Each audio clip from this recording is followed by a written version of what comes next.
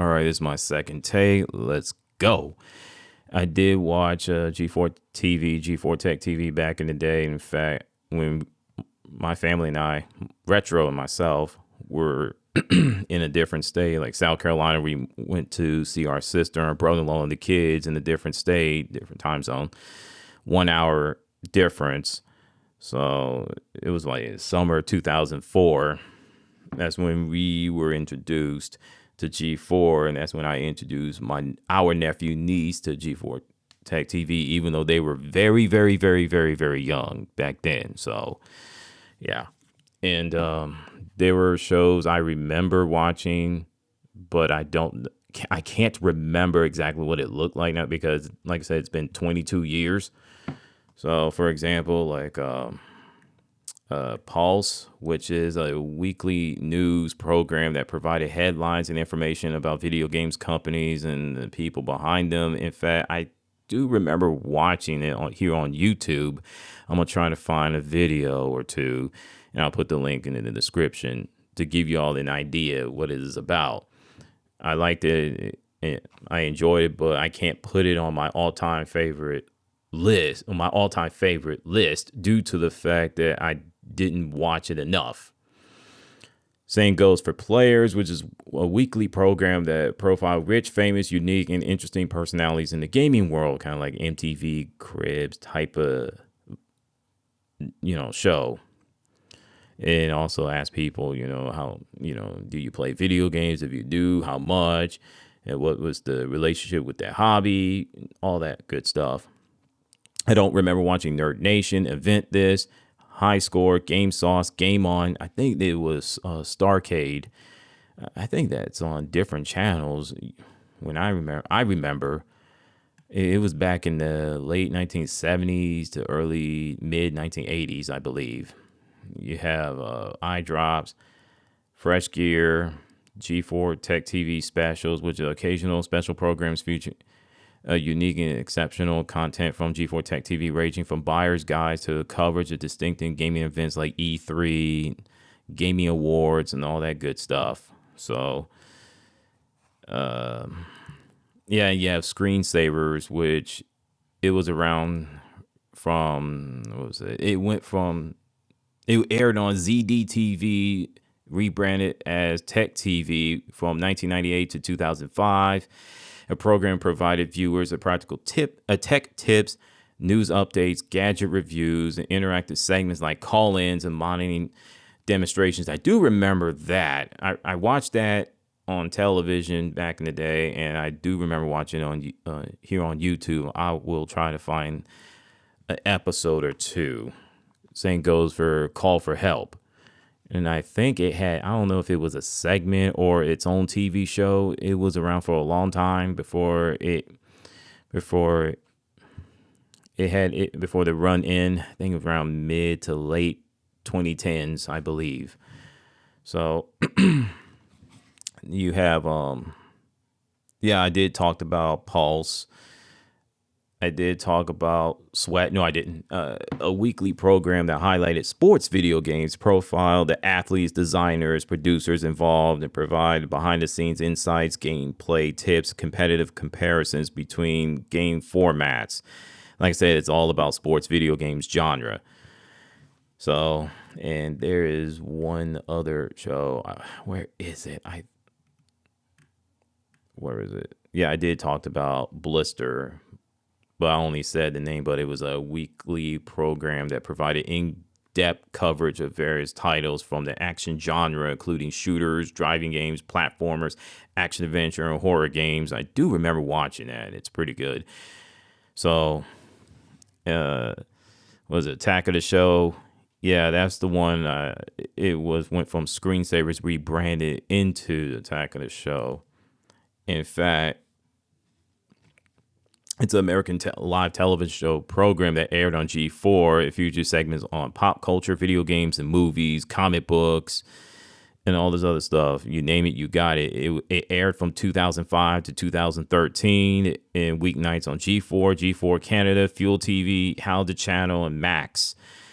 The show was revived in 2021 and canceled again when the network closed in 2022. The second incarnation of the program featured an ensemble cast, including return original hosts Kevin Pereira, KG, Fiona, Gina Darling, Will Neff, and Austin Creed.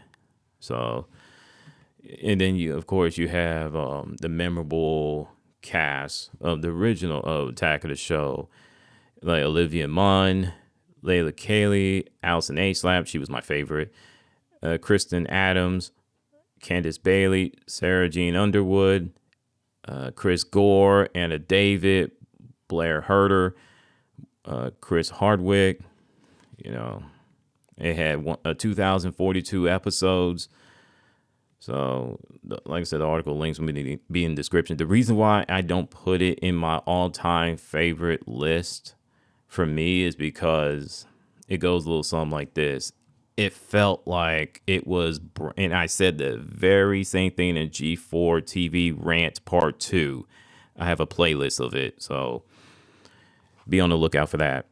And I'm going to say this again. It was brand new episodes, but it was the same old thing. It just felt stale. And I was just like, what is going on? So that's how I felt about Attack of the Show, you know.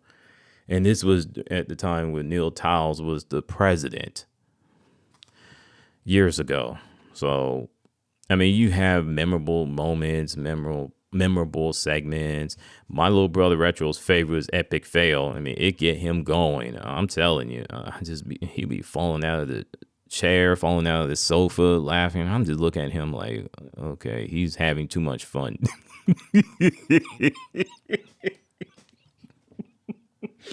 He's just having too much fun. I'm like, oh my goodness. And then last but not least, you have, what is it? X-Play. Yes, sir. X-Play, weekly program that provides reviews, tips, and tricks, previews for complimentary video games.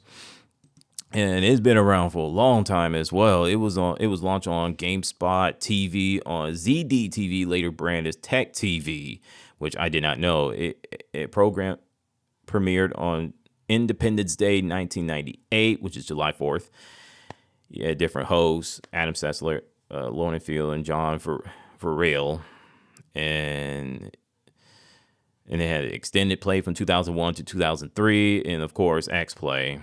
And the series moved G4 in 2004 after Comcast acquisition and merger with Tech TV, with gaming-focused network, which it ran until its conclusion in 2013 in rebranding efforts. And it was revived in 2021 in a rebooted G4 network, returning host Adam Sessler, co-hosts Frost and Completionist and the Black Hokage, but the network shut down less than a year later in October 2022 due to low viewership.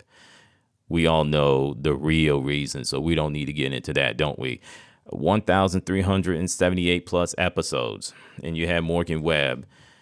And yeah, so I know a lot of people were complaining that why you don't have Morgan Webb. I mean, Adam Sessler without her is like Michael Jordan without Scottie Pippen, you know, Kobe Bryant without Shaquille O'Neal. It doesn't make sense.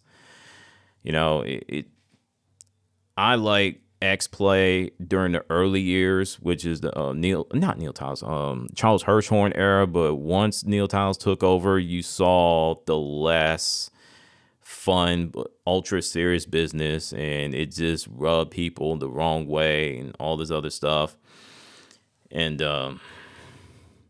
I just think that, I mean, you had the skits, you had the memorable moments, memorable episodes during the Charles Hirschhorn. Then you saw less of it with Neil Tiles' era, and they managed, and I felt that during that time, X-Play found ways to anger gamers with their reviews and everything else. Don't get me started with Devil May Cry 4. That's one thing I can remember. And I think they had G4 Feedback, which is like a podcast type of show.